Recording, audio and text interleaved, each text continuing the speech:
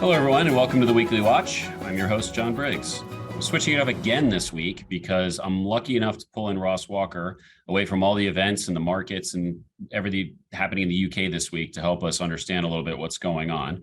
As a reminder, Ross is our global head of economics and our chief UK economist. All right, so no preamble, Ross, I'm diving right in, but I also want to take a deep breath. Given everything going on, all the market reactions, government actions starting on last Friday to the Bank of England, which at this point was yesterday's intervention. Do you think these market reactions are deserved, overblown, reasonable? How should we think about this from a framework perspective? And then we'll move forward into some details. Yes, well, look, the speed of these moves has been dramatic and not always orderly or linear. But in some cases, I mean, if you look at, for example, we would argue sterling dollar. Sterling dollar a little below $1.10 seems a plausible level. It wouldn't obviously be a level consistent with a currency crisis. Sterling is a little bruised. It's been sold off. We think that's warranted. In the fixed income space, we've been arguing for some time that the sheer volume of borrowing and the supply of gilts into the market, with the Bank of England moving from QE to QT, warrants a reset in levels of yields. And so, say for the 10-year gilt yield, trading somewhere as it is now between 4 and 4.5%, that seems in line with fiscal fundamentals. Now, there are other parts of the market which maybe don't reflect the fundamentals as much. And one area I'd highlight is Bank of England policy rate expectations. Markets are pricing in bank rate going above 6% by next spring. That strikes us as excessive, way above what would be required to contain inflation, at least given current exchange rate levels. So implicitly in some markets, you have markets maybe pricing in a more dramatic intervention by the Bank of England, using bank rate explicitly to try to prop up the currency. We don't think we'll get to that point, and they will remain, monetary policy will be set with a view to containing inflation. So in general, I would say that for many of the key markets, levels look plausible, but obviously the speed with which we've moved there is perhaps more problematic. And the big question, of course, whether we stabilize at these levels. Yeah, so I mean, that's kind of how, from the outside looking in, of course, it's easier to do that. But like I said, you got to take a deep breath, and it's always the speed of things that worry people. And I think part of that was just that the surprise of the announcement, the vehemency over the weekend of that it's going to be embedded and is causing that adjustment. But, you read things, various news reports or social media about IMF and emerging market, it just seems a little alarmist. So glad to think, at least it feels like from a analytical, rational perspective, that seems to be more the case than not. So honing in on the Bank of England, though, we've had talk of an intermediate hike die down. Two questions, any view on that specifically? And then in general, has these recent developments, just from a deficit, fiscal stimulus approach, what does that mean for a monetary policy outlook, medium term?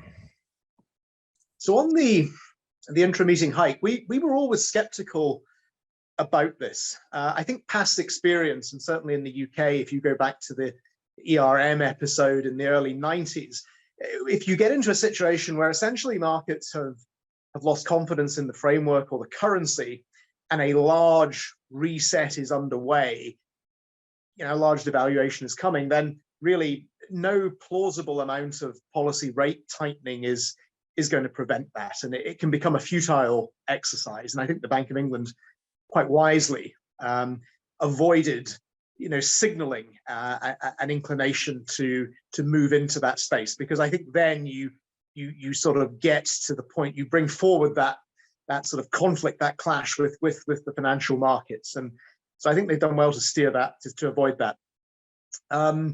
Nevertheless, there is still a policy challenge here. We don't know that sterling is going to stabilize at these levels. The depreciation we've seen so far since last week on a trade weighted basis, which is how the BOE will look at this principally, is still going to add probably at least half a percentage point, maybe a little bit more to inflation a year or so down the line.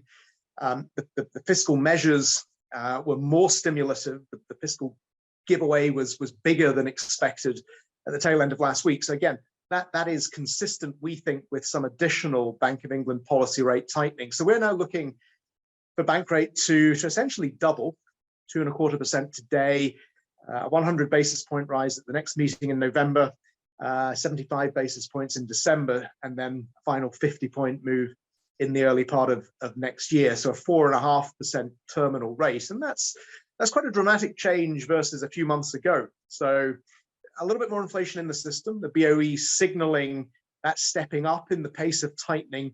And then on top of that, a more expansionary fiscal statement, and of course, the market reaction to it. So I think it is requiring more monetary policy tightening, but we're sort of looking at bank rate, as I say, around a 4.5% terminal rate, not the 6% plus rates that are being priced in markets. And even a 4.5% rate from a fundamentals perspective, by the time that had fully passed through to real world interest rates, to mortgage rates, that is going to take household debt servicing costs in the UK from their current multi-decade lows to right up towards the upper end of that multi-decade range. So this is a significant monetary policy tightening that is coming, and even one, as I say, that falls some way short of what markets are currently pricing. Yeah, and I think that it's kind of interesting taking a step back with all these market movements and all this volatility and all of this furor around inflationary fiscal policy. If you look at market inflation expectations outside, just some 2-day extreme volatility, the level is basically where it's been all year. So, clearly markets aren't as worried perhaps as some of the more sensational, let's just say, things out in the media sphere. So you mentioned where the bank rate's going. So I know this is not your specific markets wheelhouse, so I'm asking the economists, but you work very closely with Imogen and Paul. What's the view on 10-year gilts if we have the base rate going to 4.5% early next year?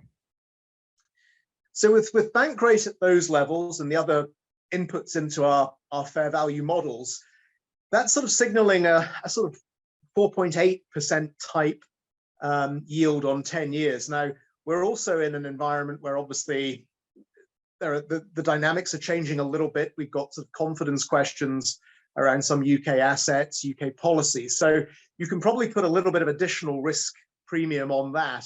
And so we're sort of saying probably a sort of 5% 10-year gilt yield target looks to be the sort of medium term destination here. Now, clearly there can be some volatility, as we saw with the BOE interventions at the longer end of the curve.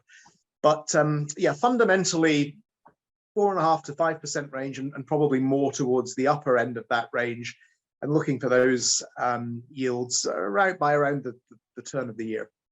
On sterling, we've seen a little bit of stabilization. As we speak, it's making some sort of modest gains. I guess that maybe provides some encouragement, because at least that initial fall didn't become sort of self-fulfilling and creating a genuine sort of sense of currency crisis. You certainly couldn't say that we've hit the lows. There could still be some difficult times ahead, but our colleague Paul Robson on the FX side is sort of arguing that, look, on a time frame, the final quarter of this year, we would expect sterling dollar to finish the year closer to $1.10 than to parity. So definitely resetting at lower levels than before the fiscal event last week, but a sort of $1.10 type territory for year end. Okay. Well, thanks, Ross. Needless to say, I think the market action globally is still going to be driven, in my opinion, by movements in UK assets, at least until things settle down. And, we have 5% for 10-year gilts. They're at 4.10-ish now. Hopefully that just doesn't all happen in the next day or two, as we've seen in some of these markets. So at least they hope for things to settle down a little bit. So thank you, everybody, for joining us for this episode of the Weekly Watch. As always, please remember to hit subscribe so you can watch our latest episodes as soon as they're available, and hit the like button so it's easier for others to find it. Thank you and good luck.